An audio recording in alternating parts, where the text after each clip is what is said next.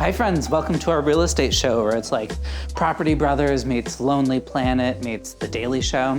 It's been a pretty busy week this week. We've had 3 client closings. We're starting work on our 1940s house and it's Halloween week. We did squeeze in a quick lunch date, Kendall and I, in between checking in on one of our listings and picking up the 2-year-old from school. Look at that view.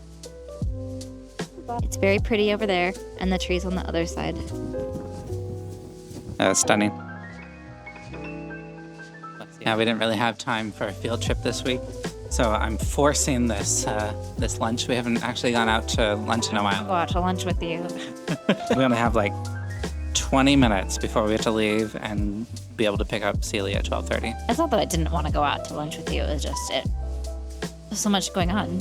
Sometimes it feels, it can be like a waste of time to go out for lunch because you have to drive there, you have to order.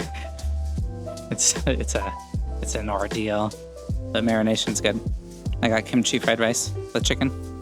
And I got like a Hawaiian late Kahlua pork thing. Yum. I wanted that to last longer.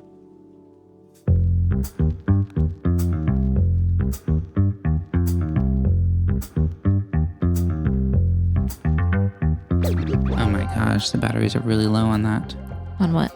On this. Should we just go fast? If you're watching this on YouTube, you'll see that we're sitting on the floor in one of our listings in West Seattle. So it's going to be a constant battle to make sure we are sitting up straight this whole time. Gotta maintain posture, which I'm not good at. Ugh. It's been a busy fall, which is kind of irregular.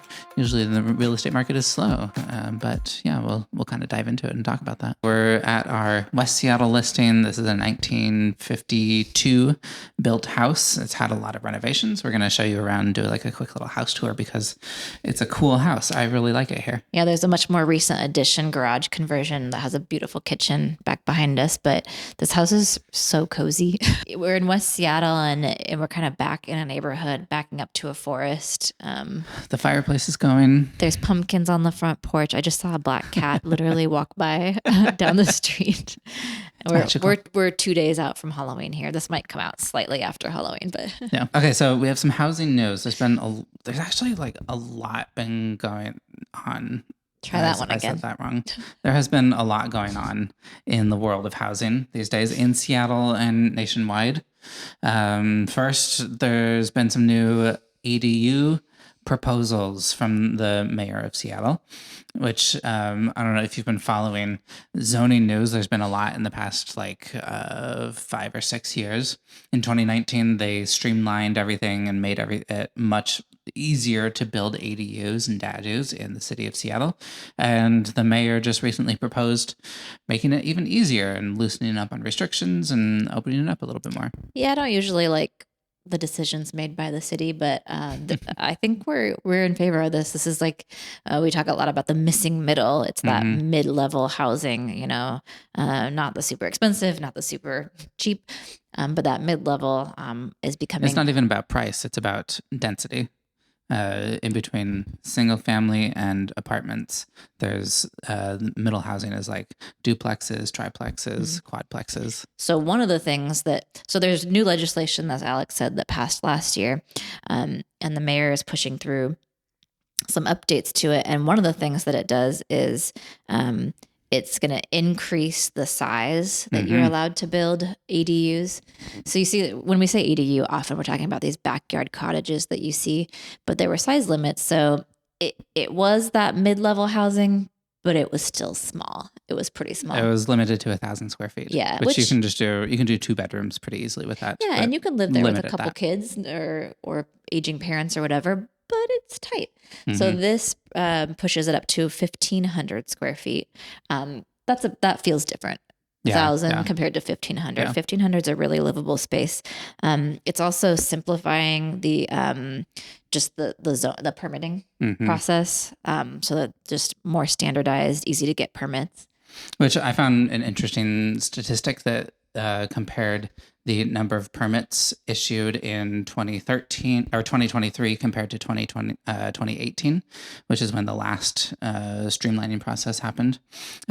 Before they streamlined it, there were like 250 permits, and then last year there were almost 1,000 permits. And this is streamlining it even more, so we Yeah. could expect to see that go up. Now, I think it's important to point out that let's just say that all 1,000 of those got built, which they didn't, probably.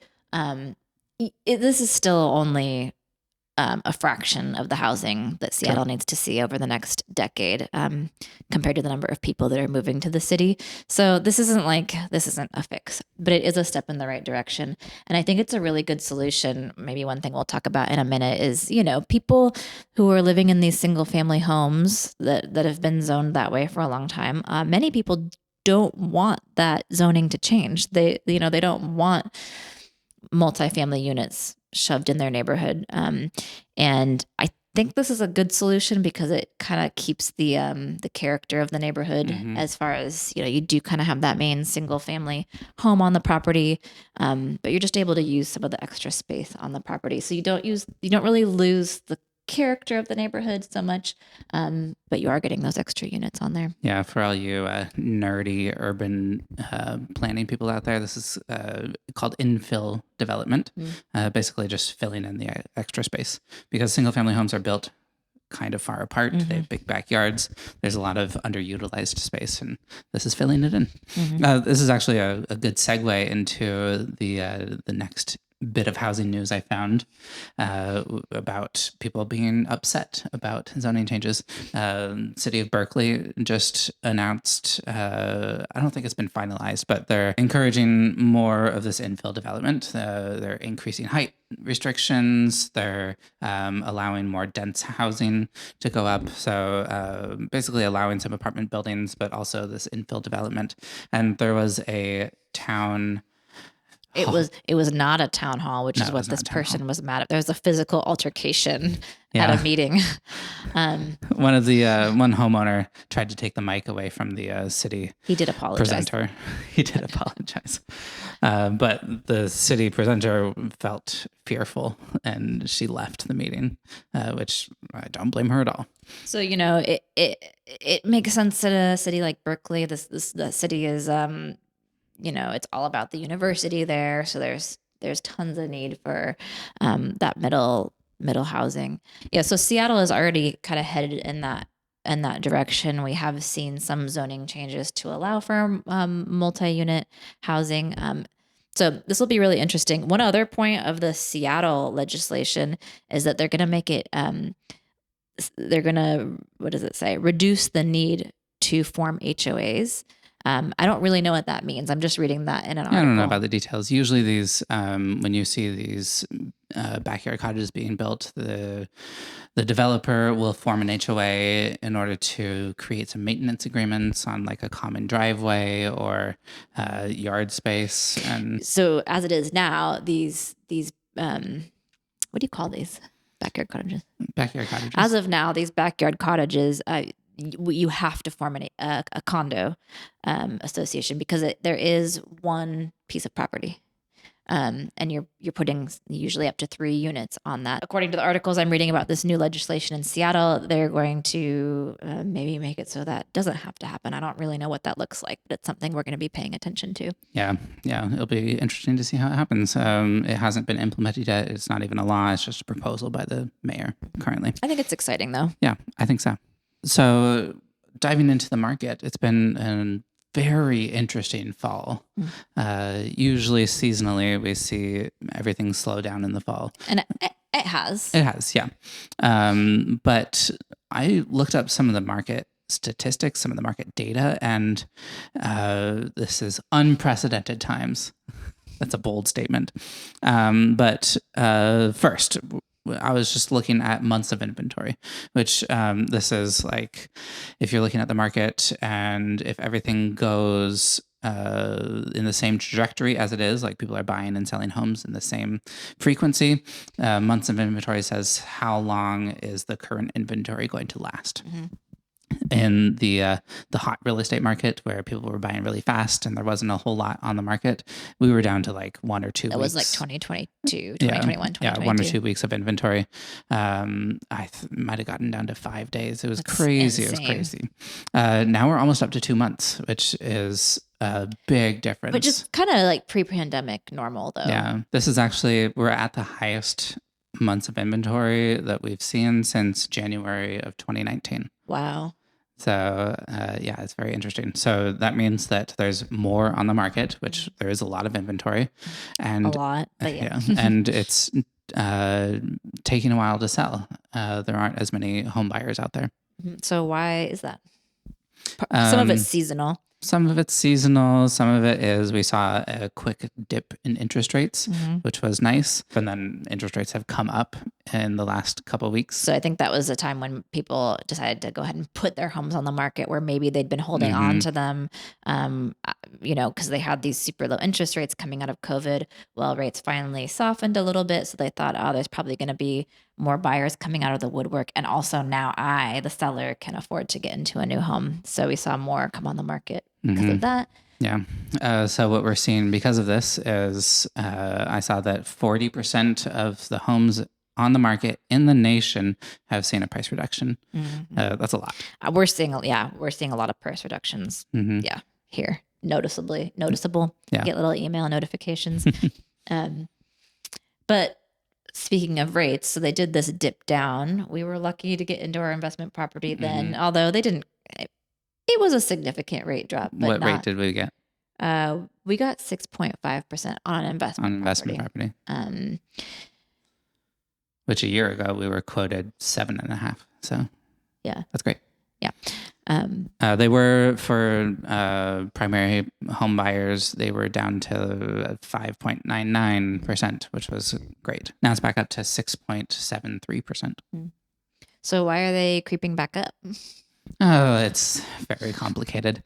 Basically it boils down to the mortgage rate market is very reactionary.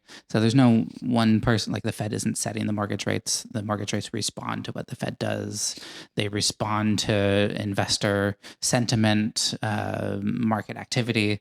So it's a very complex subject.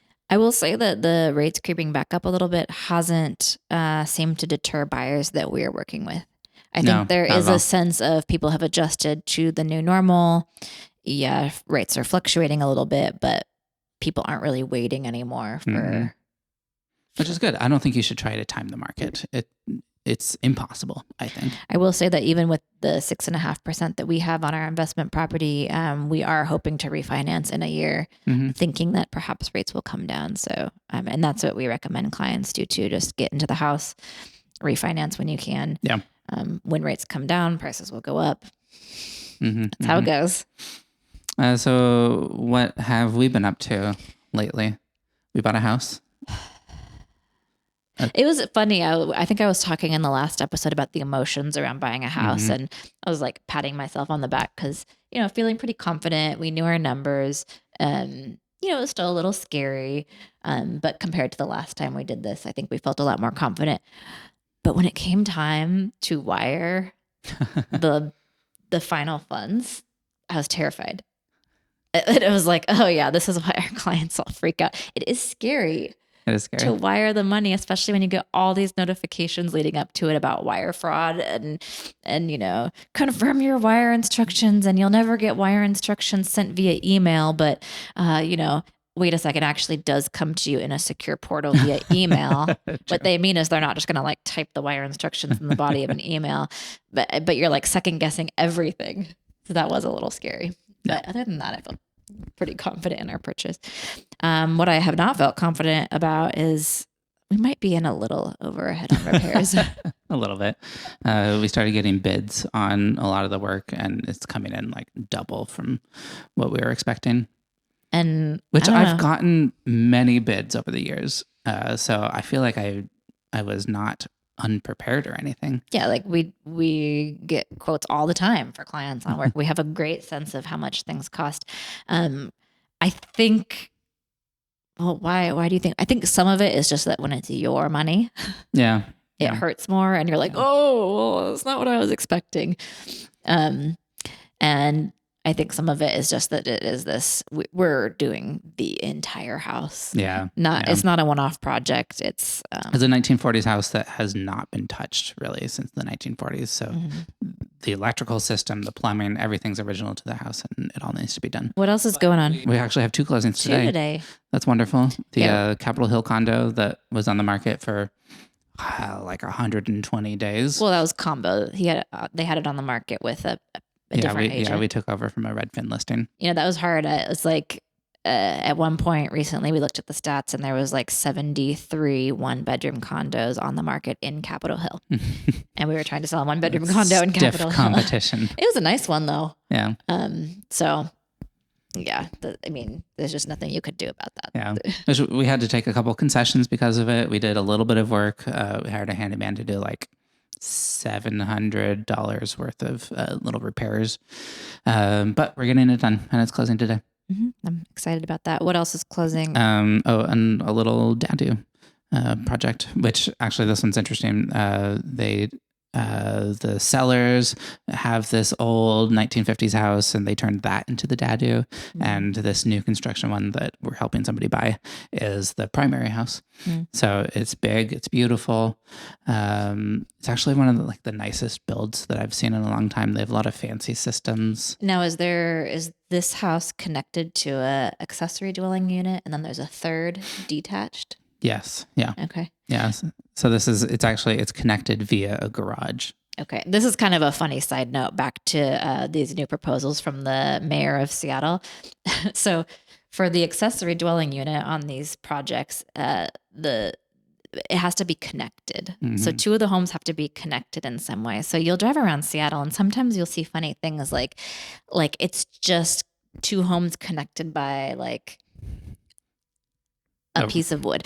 Usually it's a wall that they share one wall. Yeah, but you can do they'll do a closet. They'll build a closet that connects, and then it's like hanging up in the air. That was the funniest one that I saw. But these new rules are going to change a little bit, so it's going to allow them to be connected via breezeway. Which is nice. I think that's nice. Great. So you're not sharing any walls. I think aesthetically it might look a little nicer too than some of the ones I've seen. But anyways, that was a side note. So we have buyers moving into one of these exact homes that we're talking about. Yeah. It was a really nice one. How long have we been talking? 20 minutes. I thought it was kind of interesting. You had a interview with a potential client recently where they asked, you said they asked you like how you allocate your time. Yeah. Yeah. And this has actually come up another time recently too. So it's just interesting to talk about because you do so much on YouTube. So this client was asking like, what percentage of your time do you spend on content creation, real estate business, and your own real estate investing? So they sort of had this perception of what you were putting out there is that's what you're doing, which is true to some extent. One thing a lot of people don't understand about being a real estate broker, especially when I talk to a lot of people who are like, I'm thinking of getting my license and doing this on the side, is that, I don't know, I would say maybe 50% of the job is finding clients. Oh my gosh. Yes. So I'm licensed through Compass, and we have an office in Fremont. My foot is falling asleep. I have an office in Fremont, so I sometimes go in there and I see how other people spend their time, which is always interesting. There's a lot of people in there that they're just on their phone like all day long, doing cold calls, calling expired listings, trying to convince them to list with them. They very much operate in like a salesperson mentality, which I got into this business and I was like, I don't want to door knock. I don't want to cold call. I don't want to be a salesperson. And so far, I have been successful in not being able to do that. Instead, I make YouTube videos. I try to put value out there, and people hire me because of it. But I thought that question was interesting because I do wonder how many people watching are thinking, "Oh, you're doing a lot on YouTube. Like, is that taking away from the time that you'd be spending with me as a client?" And I would say no. I'd say that's just like a typical allocation of time for a realtor is maybe 50%. You call it lead generation, and it's actually very valuable time. Like for for this video right here, I did a ton of research on market data, some housing news, and I learned a lot. And that helps me with helping people find and sell their home. And a trap that realtors fall into a lot is they do this lead generation, whether it's like cold calling, door knocking, making YouTube videos, and they get some clients and then they stop doing that other work because Which is why we've been on a 2-week well, we fall frequency. into it too, but they stop that work to take care of clients, and then maybe that client gets into a home and closes, and whoops, there's no other clients because you haven't been taking care of the other 50%, which is the lead generation that you need to do. So I don't know. I just thought that might be a little bit interesting for people to hear about. That, you know, well, you really do enjoy the videography and do some of it for personal fulfillment. Aside from this, it's not like it's a separate job. Yeah. That is taking time away. You're starting this house tour at the best part of the house, which is the backyard. Did you show the fire pit? Did you show the forest? Did you show the lights that they have strung and the little awning thing? This is such a magical backyard. I also want to make sure you show this cool siding here. Oh yeah, I absolutely love the siding details here. They're so pretty. Look at that. So we're in West Seattle in like a forested wonderland. Good job. Take your shoes off, lock the door. And we started at the back of the house. This is actually an addition. And that's Not how an you, addition, this is a conversion. A converted garage. A garage conversion. That's how you get the brand new kitchen with the massive island and new appliances and heated floors that I'm walking on, which feels really good on a gloomy October day. Your washer and dryer right here. But then you come back into the like 50s portion of the house. This home was built in 1952. This space, I'd probably make this like an office-y. Probably put a desk right here or a chair. Oh, yeah, it'd be nice to look out the window here. Yeah, or even like do some work. You have kids, like a kid's toy homework area. station. Homework station. Toy station. Living room. Look at this. I like that this has been converted to an electric fireplace because it's just a lot more practical. You can just turn it on, but it has this cool ornate hearth, and then 2 bedrooms downstairs. Look at this cute. Look what they did in here. This was their baby's room. For a baby room. This house is so charming. And then completely updated bathroom here. But wait, this is a 4-bedroom house. I will concede the fact that the 3rd bedroom is pretty small up here. Okay, yeah, I mean, This would be a cool, like, it'd be a great nursery. I was right? just gonna say nursery, and then when the kid's a little older, you can move them downstairs. It's actually pretty spacious, but it is an attic, I'll give you that, but it's okay. Primary suite that has a legit balcony that you could put a chair on. This closet is amazing. Look how big this is. So jealous of this. Here's Look. one side. This is what we want. These There's like, another side over here. and like the trees, the colors are just incredible here.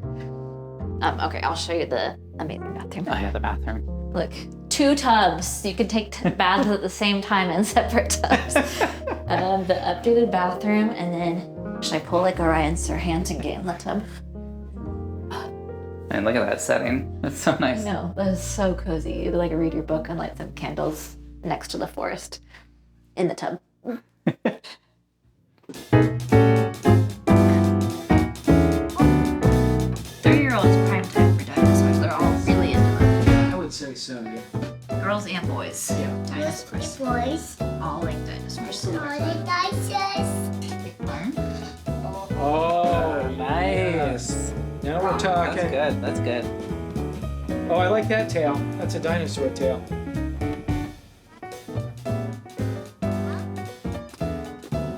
Hey, look at those. Silly, what is your I already have that, but I have this. Like you. Come on, let's go get more candy. She hears you guys. She hears you. You got it? Okay. You don't need me.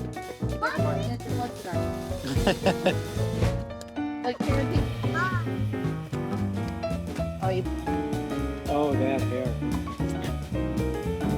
Wow. neighborhood home. That is some good hair. And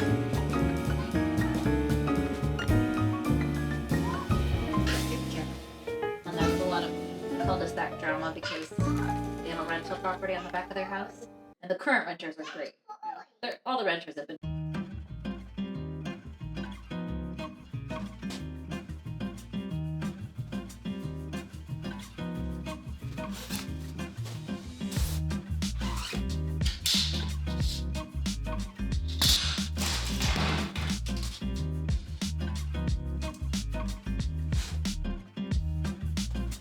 Making a map of all of the windows in the whole house because they all need to be replaced. They're like wooden framed. They have a lot of water damage. They're single pane. Some of them are broken. So I'm just gonna go ahead and replace them. Still trying to figure out if I'm gonna do vinyl or aluminum. Those are the two cheapest options. But I have to measure every single one. I have a company coming in like 2 weeks to do the siding and windows, taking all of that out. And I want to try and get the windows on order because those take about a month to get here. While I have you here, I wanted to get your opinion. I'm looking at these two siding options here. This like offset and then just a plain lap siding.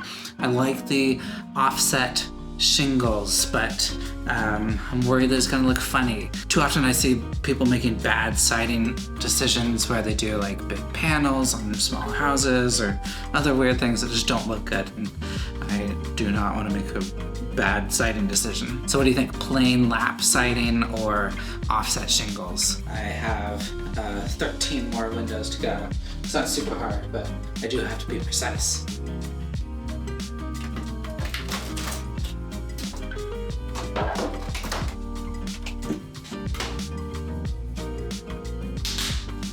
Well, I got confused by window construction and did some Googling and found out that you're supposed to measure for new windows from the outside of the house. So I'm gonna have to wait until it's light out in order to do that. Hopefully I didn't waste an hour tonight. The window trim did need to come off, but oh well. Anyways, if you're thinking about making a home in Seattle, send me a message. Let's work together.